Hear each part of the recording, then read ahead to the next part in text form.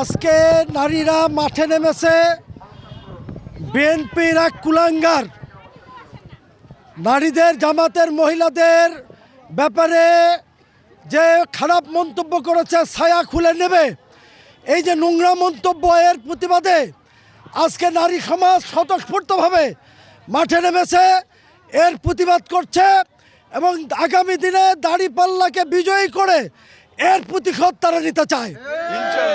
বাংলাদেশে তারা নারীদের অধিকারের কথা বললেও তারা প্রকৃত অর্থেই নারী নির্যাতনকারী। বিভিন্ন মিটিংয়ে তাদের জামাতের নারীদের সম্পর্কে বিরূপ মন্তব্যই তার প্রমাণ। এর প্রতিবাদেই আজকের বগুড়ার নারীরা প্রায় ৪-৫ হাজার নারী স্বতঃস্ফূর্তভাবে অংশ নিয়ে এর প্রতিবাদ করেছে এবং জামাতের পক্ষে তারা অবস্থান নিয়েছে। সবাই যে জামাতের কর্মী এমনটা নয়, মূলত নারী নির্যাতনের প্রতিবাদেই তারা আজকে ক্ষুব্ধ হয়ে জামাতের পক্ষ নিয়ে তার দাঁড়িপাল্লার পক্ষে কাজ করছে। বাংলাদেশে নারীদের উপরে যে নিপীড়ন চলছে তার তীব্র নিন্দা এবং প্রতিবাদ করছি। আজকে প্রতিবাদ মিছিল নিয়ে আমরা আসছি যেন আগামী দিন জামাত ইসলাম সরকার গঠন করে নারীদের অধিকার সুপ্রতিষ্ঠিত করতে পারে, সেই শোডাউন করার জন্য আমরা আজকে পথে নামছি। সারা বাংলাদেশে নারীদের উপরে এই নিপীড়ন আমরা সহ্য করব না। প্রশাসনের বিশেষভাবে দৃষ্টি আকর্ষণ করছি যেন এই নোংরা মন্তব্য আর তারা না করতে পারে। এটা মানে কোরআন ছুঁয়ে আমরা কারো কাছে এই পর্যন্ত এরকম কোনো কাজ আমরা করিনি। এটা কোনো মানে তারা আমাদের কোনো দেখাতে পারবে না, মানে প্রমাণ দেখাতে পারবে না। মূলত তারা আসলে আমাদের আদর্শের সাথে তারা লড়াই করতে পারছে না, এজন্য তারা আসলে মিথ্যা এই প্রোপাগান্ডা চালাচ্ছে এবং সেই সাথে সন্ত্রাসী কার্যক্রমগুলো চালিয়ে যাচ্ছে।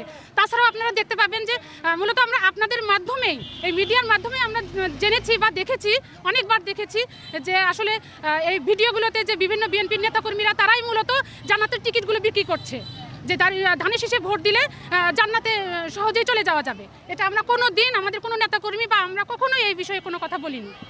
যে তিনি আমাদের কোরআনে নারীদের যে অধিকারগুলোর কথা বলা হয়েছে, তিনি স্টেপ বাই স্টেপ পদক্ষেপ নিয়ে এবং জামাত তো বলেনি যে আপনারা এটা করতে পারবেন না, ওটা করতে পারবেন না, এটা তো জামাত কখনো বলেনি।